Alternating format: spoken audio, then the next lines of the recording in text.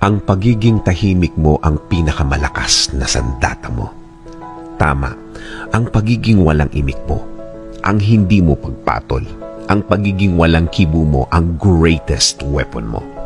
Habang patuloy ang pagsira ng ibang tao sa'yo, akala nila mahina ka, akala nila wala kang kalaban-laban, akala nila para kang hangin lang. Kahit naman ang hangin kapag naipon, nagiging bagyo.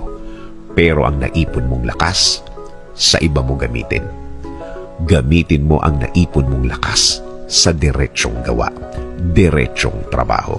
Yung nakafocus ka lang sa gagawin mo, yung nakatuon ka lang sa gusto mong plano na matagal yun ang nabuo ng Diyos.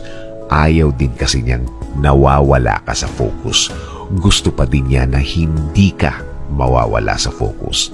Hindi nawawala ang concentration.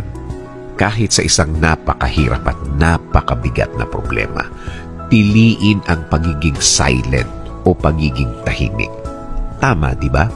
Nangyari na ba sa iyo yung ang bigat-bigat ng lahat? Pinili mong manahimik at habang pabigat ng pabigat, mas lalo kang naging tahimik. I-feel ang effect. Masarap damhin ang katahimikan.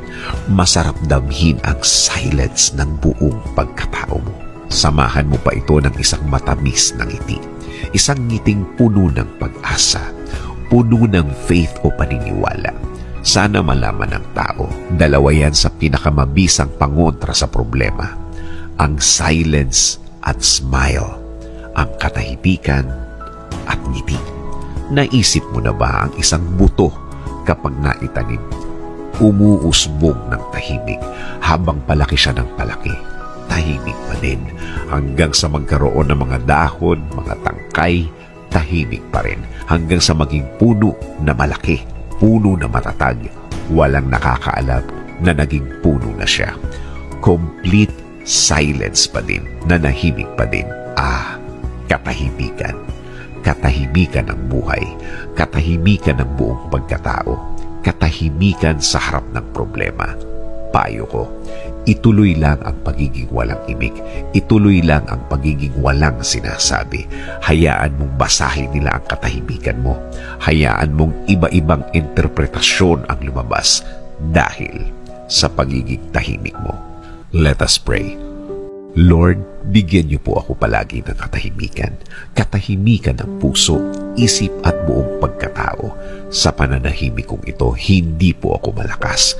Inaamin ko po sa inyo, Panginoon.